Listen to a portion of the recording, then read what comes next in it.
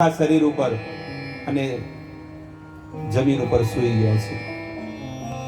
આખું યુદ્ધ, કરોડો સેનાઓ હતી ને, બધા સ્ટોપ થઈ ગયા ચાલુ યુદ્ધમાં. કારણ કે આટલો મોટો મહારથી તિમિંગલ, જે મોટા મોટા રાજાઓને પણ, મોટા મોટા યોદ્ધાઓને ગળી જવા વાળા એવા તિમિંગલ આજે યુદ્ધ ભૂમિમાં ધરાશાયી થઈ ગયા 9મા દિવસે. હવે બધા લોકો શોક મગ્ન, શાંત. અને યુદ્ધ ભૂમિમાં તમે જુઓ ને, 10મા દિવસે કેટલી લાશો પડી છે, કેટલા પશુઓ મરેલા પડ્યા છે, કેટલા રથ તૂટેલા પડ્યા છે. ભક્તો, આ તો ખાલી આપણે સ્મરણ કરી શકીએ, પણ જ્યારે દ્વાપર યુગમાં જે યુદ્ધ થયું હતું ને, એ તમે જુઓ, કેટલાય કપાઈ ગયા. રોજ લાખો ને કરોડો ને અંતિમ સંસ્કાર કરતા હતા. બધાને ભેગા મળાડીને, ભેગા મેળવીને, એક કોઈ જોવે નહીં કે આ કોણ છે, બધાને ભેગા એક સાથે અગ્નિ સંસ્કાર થતા.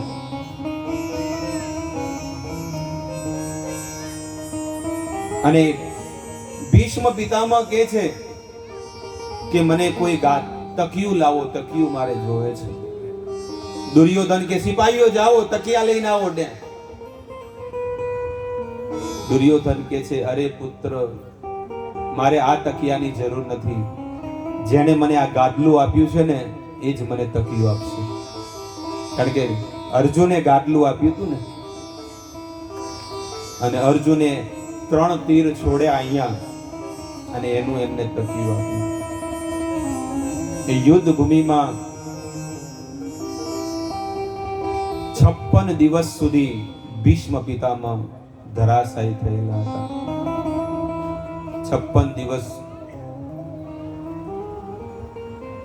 એ યુદ્ધ ભૂમિના બધા દર્શન કરી રહ્યા છે. કોઈના દર્શન નહીં, માત્ર કૃષ્ણના દર્શન કરે છે. ને ભગવાનને કીધું કે જ્યાં સુધી હું મારા પ્રાણ ન છોડું, રોજ આમ તો હું રોજ તમારી પાસે આવતો હતો, પણ હવે તમારે મારી પાસે આવવું પડશે. ભક્તો, એવી ભક્તિ કરો, એવી ભક્તિ કરો. ભલે અત્યારે ભગવાન આપણી પાસે ન આવે, પણ એક દિવસ એવી ભક્તિ આપણી ફળી જશે ને, કે ભગવાન સામે આપણા ઘરે આવશે આપણને દર્શન દેવા માટે.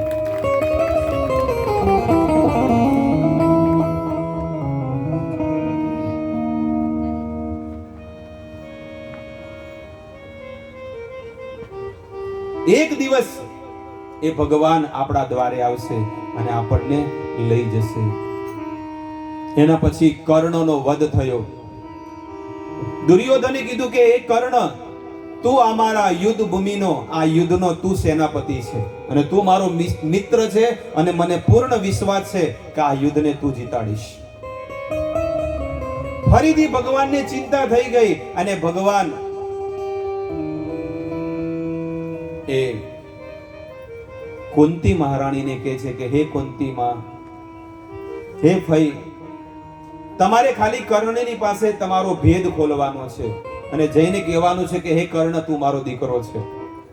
અને એમ કહે ને કે માંગો, તો એ અમોઘ બાણ જે છે ને, એ તું માંગી લેજે, તમે માંગી લેજો. 5 બાણ, અમોઘ બાણ નહીં, પણ 5 બાણ. કર્ણની પાસે એટલી બધી વસ્તુઓ, એટલી બધી શક્તિ હતી ને, અસ્ત્ર શસ્ત્ર વિદ્યા. કર્ણ એકલો છે ને, એ યુદ્ધ ભૂમિમાં કાફી હતો. બીજા કોઈને જવાની જરૂર નથી. જો ભગવાન ન હોત તો, જો એ યુદ્ધ ભૂમિમાં ભગવાન ન હોત ને, તો કર્ણ પહેલા જ દિવસે બધાનો સત્યાનાશ કરી નાખવાનો હતો. એટલો તાકાત ધરાવતો હતો. સૌથી પહેલું કર્ણની પાસે 5 બાણ હતા, અને દુર્યોધને કીધું કે આવતીકાલે એ 5 બાણ છે ને, પાંડવોને વિધી નાખ. અને એની તાકાત એટલી હતી. પણ આગલા દિવસે સાંજે જ દ્રૌપદીને, કુંતીને કીધું, અને કુંતીજી શિબિરમાં ગયા.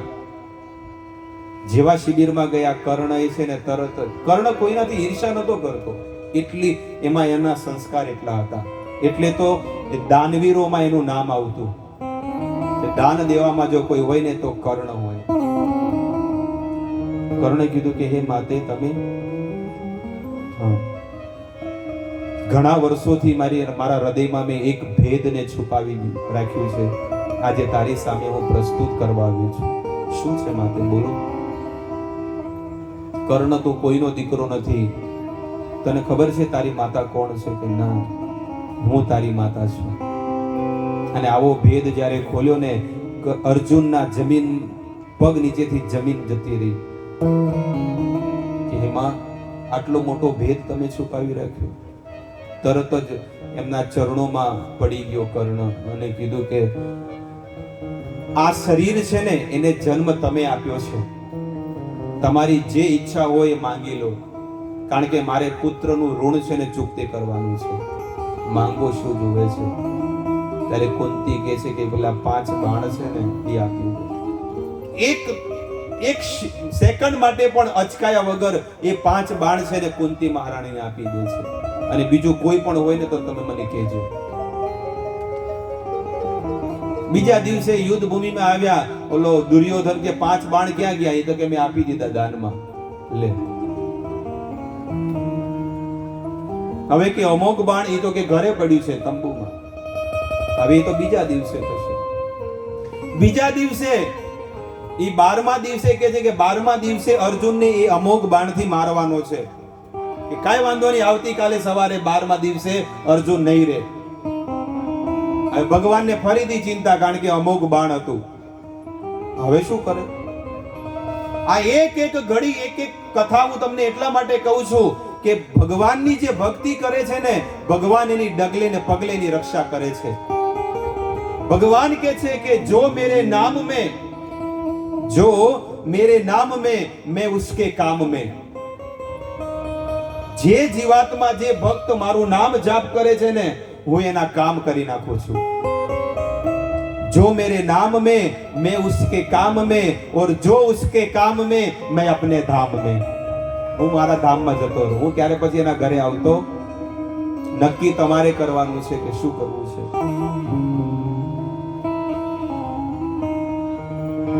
રાતના ભીમનો જે દીકરો હતો ઘટોત્કચ રાક્ષસ, અને એને બહુ મદિરા અને બહુ માંસ ખવડાવ્યું, અને એને કઈ ખાલી એટલું કીધું કે જઈને પેલા યુદ્ધ ભૂમિમાં જઈને બધી સેનાઓને મારી નાખ. અને દારૂડિયો હોય ને એને તમે ગમે જો એને જે કોઈને ઈ જ કરે છે કે નહીં? તમે ટ્રાય મારજો, હોય તો ગામમાં એને તમે એમ કર કે આને માર, તો એ મારી નાખે. બોલો.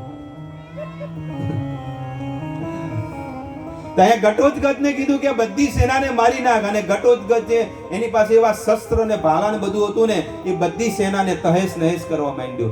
દુર્યોધન કે અડધી રાતમાં યુદ્ધ ક્યાં ચાલુ થયું? જઈને જોવે તો ઘટોત્કચ કર્ણને બોલાવ્યો અને કર્ણને કહે છે કે ઓલું અમોઘ બાણ જે એક રાખ્યું હતું ને અર્જુન માટે, એ કે આને મારી દે.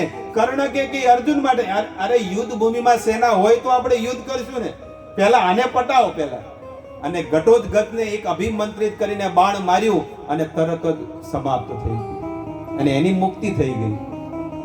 કેમ? કારણ કે ભગવાને કીધું હતું. એટલે જે ભગવાનના આદેશનું પાલન કરે, અને ભલે કદાચ એ અધર્મ પણ હોય, પણ ભગવાને કીધું છે ને તો એ ધર્મ બની જાય છે.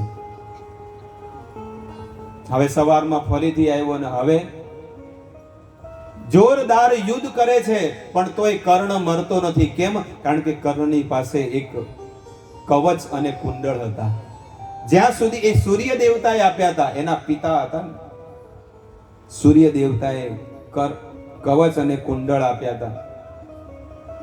અને કીધું કે જ્યાં સુધી તારી પાસે કવચ અને કુંડળ છે, ત્યાં સુધી આ દુનિયામાં એવો કોઈ ભગવાન પણ હશે ને, પણ તને નહીં મારી શકે.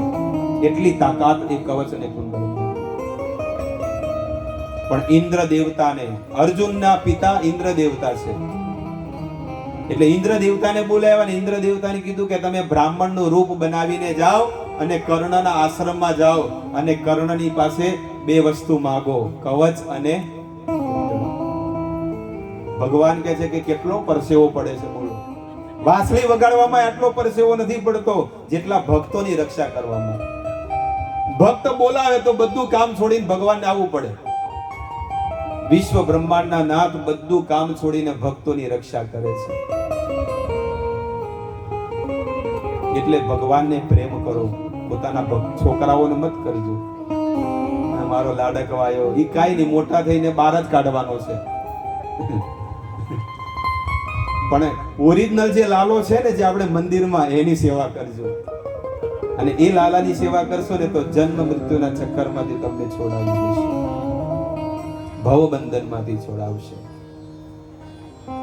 અહીંયા ઇન્દ્ર દેવતા બ્રાહ્મણનું રૂપ ધરીને ગળામાં જનોઈ, શરીર ઉપર જનોઈ છે, ગળામાં કંઠી અને નામ જપ કરતા બ્રાહ્મણનું રૂપ બનાવીને આવ્યા છે.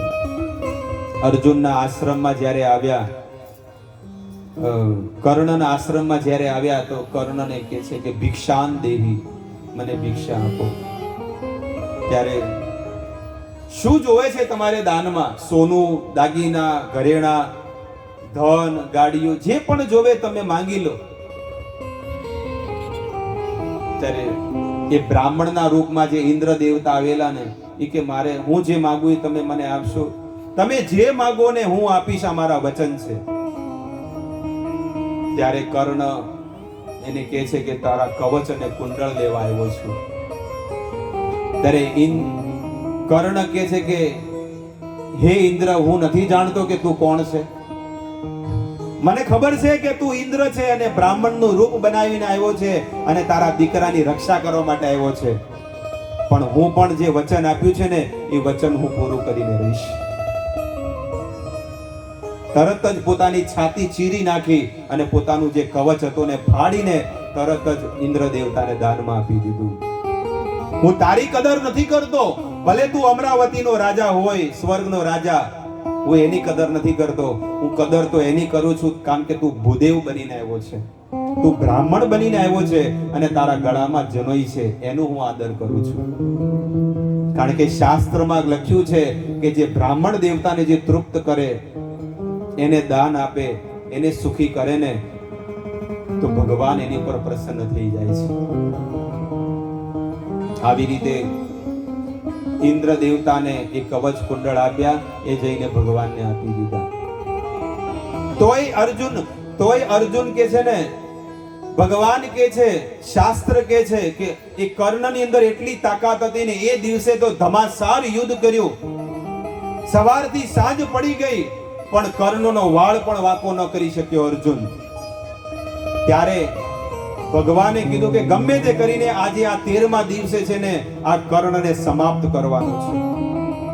અને કર્ણને એક અભિમંત્રિત બાણ આપ્યું, તીર, અને એનાથી કર્ણને સમાપ્ત કરી દીધો. કર્ણ પણ મરી ગયો. દુર્યોધન આવે છે ને કર્ણને પાણી પીવડાવે છે. કર્ણ કહે છે કે મારા જીવનમાં જે ઋણ હતો ને આજે મેં ચૂકતે કરી દીધો. આ છે જીવન. હરે કૃષ્ણ.